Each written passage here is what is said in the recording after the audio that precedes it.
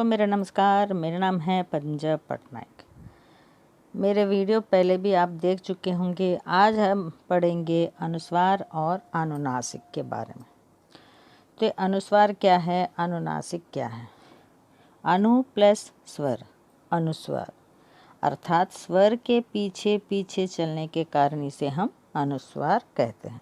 स्वर के पीछे पीछे चलने के, अनु मतलब अनुकरण होता है ना, स्वर का अनुकरण कर रहे हैं, इसीलिए इसे हम अनुस्वार कहते हैं। यह एक नासिक्य ध्वनि है, मतलब कुछ वर्णों का उच्चारण जो है नाक से किया जाता है, उन्हीं वर्णों को हम नासिक्य ध्वनि कहते हैं।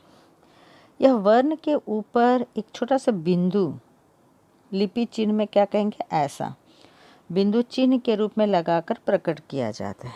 जैसे कि देखिए, मंगा, गंगा, चंगा, पंजाब आदि, है ना। अब नेक्स्ट क्या है, अयोग वाह। ये अयोग वाह क्या है, अनुस्वार और विसर्ग क्या है देखेंगे। अयोग के बारे में हम पढ़ रहे हैं।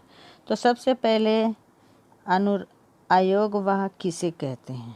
यह ना तो स्वर के अंतर्गत आते हैं, ना ही व्यंजन के अंतर्गत आते हैं, उसे हम अयोग वाह कहते हैं। एक है शिरोरेखा के ऊपर बिंदु रहता है, दूसरा जो है दो बिंदु रहता है, उसे हम विसर्ग कहते हैं।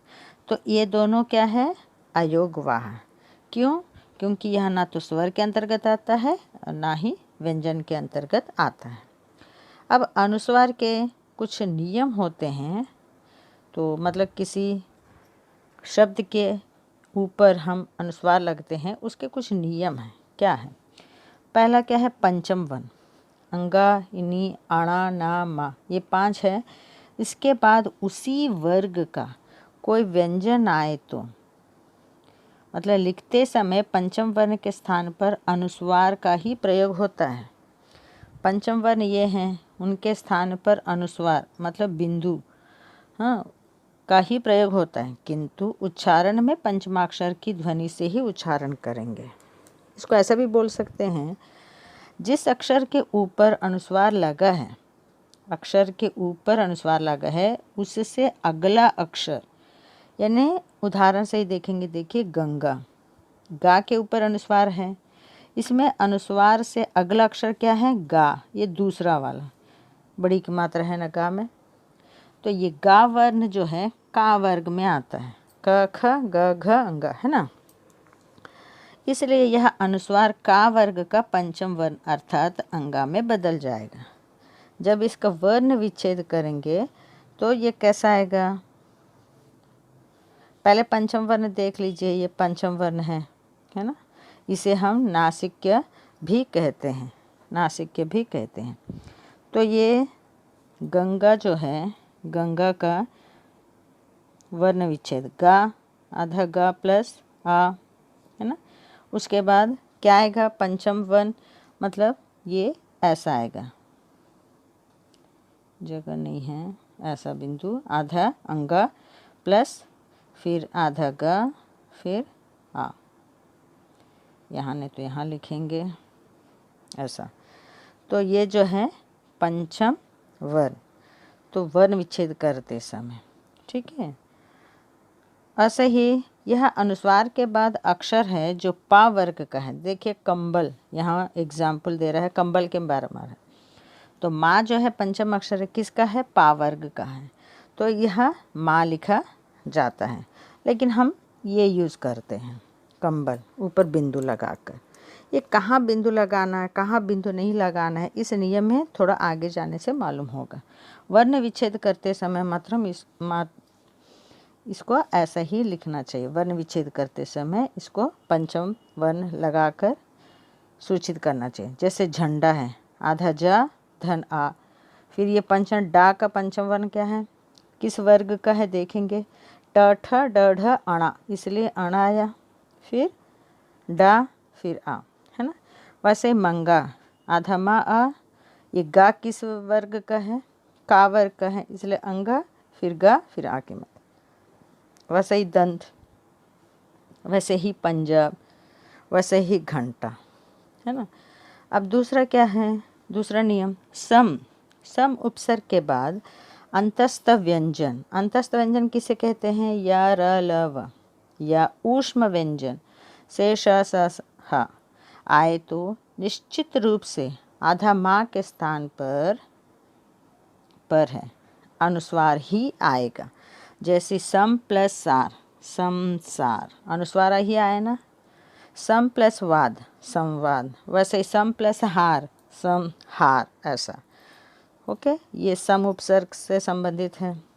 अब नेक्स्ट है इसमें ऊष्म व्यंजन से श स ह से पहले अनुस्वार का ही प्रयोग होता है।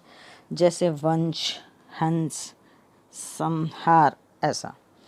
कभी कभी शब्द के अंत में माँ आने पर उसे भी अनुस्वार के रूप में लिखते हैं। जैसे स्वयं, अहम, है ना। मतलब इन अक्षरों का कोई पंचम वर्ण या वर्ग नहीं है, इसलिए इसको अनुस्वार में ही प्रयोग करते हैं। और एक है पंचम वर्ण। दो पंचम वर्ण एक साथ आने पर अनुस्वार का ही प्रयोग नहीं करते हैं, अनुस्वार का प्रयोग नहीं करते हैं। जैसे देखिए, यहाँ आया है जन्म, ना भी पंचम वर्ण है और माँ भी पंचम वर्ण है, तो यहाँ अनुस्वार का प्रयोग नहीं करेंगे। और ये भी मालूम है आपको, हमारी हिंदी भाषा क्या है, जैसे बोलते हैं वैसे ही लिखते हैं, या जैसे लिखा जाता है वैसे ही पढ़ा जाता है। इसमें उच्चारण भी जन्म आ रहा है, ना और माँ एक साथ आ रहा है, इसलिए आधा ना और माँ, आधा ना और माँ। माँ कैसे लिखेंगे? आधा माँ प्लस आ, हो गया जन्म। वैसे भिन्न, दोनों पंचम अक्षर हैं, इसलिए इसे भी हम नहीं लिखेंगे। सम्मान, ये भी दो पंचम वर्ण आए हैं। ऐसे में दोनों पंचम वर्णों को मिलाकर ही लिखते हैं, इसमें अनुस्वार का प्रयोग नहीं करते हैं। और एक है, देखिए, या वह हा के पहले पंचम वर्ण आए तो वहाँ अनुस्वार नहीं लगाते हैं, बल्कि वहाँ पंचम वर्ण ही लगाया जाता है। ये व्यंजन किसी वर्ग में सम्मिलित नहीं है, इसलिए। जैसे पुण्य, समन्वय, नवय, नवा, आधा न और व, ये दोनों एक साथ बुला रहे हैं, मतलब उच्चारण कर रहे हैं, इसलिए समन्वय। तुम है, अन्य, काना, यहाँ भी वही लागू होता है। हमारी हिंदी भाषा जैसा बोला जाता है वैसा लिखा जाता है, तो यहाँ ना और वा एक साथ बोल रहे हैं, इसलिए समन्वय, है ना। और एक है अनुनासिक। क्या है? इसका प्रयोग हिंदी में किया जाता है जिन स्वरों के उच्चारण में ये अनुनासिक क्या है, अर्धचंद्राकार बिंदु से हम सूचित करते हैं। जिन स्वरों के उच्चारण में मुख के साथ साथ नासिक के से भी सहायता, नासिका की भी सहायता लेनी पड़ती है, या मुख के साथ साथ नाक से भी हवा बाहर निकलता है, उसे हम अनुनासिक कहते हैं। इसे चंद्र बिंदु भी कहते हैं, और ये शिरोरेखा के ऊपर ही लगाते हैं, इसे शिरोरेखा कहते हैं और इसके ऊपर ही लगाते हैं। जैसे आंगन, चांद, माँ, पाँच आदि। इसमें एक छोटे से दो नियम हैं। अनुनासिक का प्रयोग जो है उन शब्दों में ही किया जाता है, उन शब्दों में ही किया जा सकता है जिनकी मात्राएं शिरोरेखा से ऊपर ना लगी हो।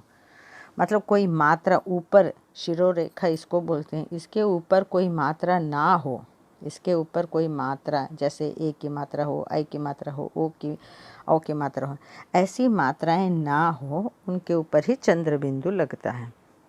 जैसे कि यहाँ दिया है आ, उ, रु, ऐसी मात्राओं पर। उदाहरण के लिए हंस, चांद, पूंछ, गांव आदि, है ना। इसमें और एक तो क्या है, देखिए, यहाँ दिया है ई, ये आई, ओ, इसकी मात्राएं मालूम है, छोटी की मात्रा, बड़ी की मात्रा, ए की मात्रा, आई की मात्रा, ओ की मात्रा और औ की मात्रा, है ना। इन मात्राओं के साथ जो बिंदु लगाते हैं हम, वास्तव में वे चंद्र बिंदु हैं, परंतु मात्राओं के साथ इनका अंतर्भाव हो जाने के कारण इसे अनुस्वार के रूप में लिखा जाता है। इसको ऐसा भी बोल सकते हैं, अनुनासिका के लिए जगह की कमी के कारण अनुस्वार बिंदु लगाते हैं, चंद्र बिंदु के स्थान पर अनुस्वार लगाते हैं। वो क्या क्या हैं? जैसे मैं, हम मैं कैसे लिख रहे हैं, ऐसा कर कर हम ऐसा लगा रहे हैं, है ना। अगर इस मैं के बाद हम चंद्र बिंदु लगाएंगे तो कैसा लगाएंगे, ऐसा हो नहीं सकता है। इसलिए ये मात्रा उसमें अंतर्भाव होने के कारण सिर्फ अनुस्वार की मात्रा ही लगा रहे हैं, यहाँ नहीं, यहाँ मात्राओं आदि। बस आज के लिए इतना ही। धन्यवाद। आपको मेरा वीडियो पसंद आए तो प्लीज़ सब्सक्राइब कीजिए।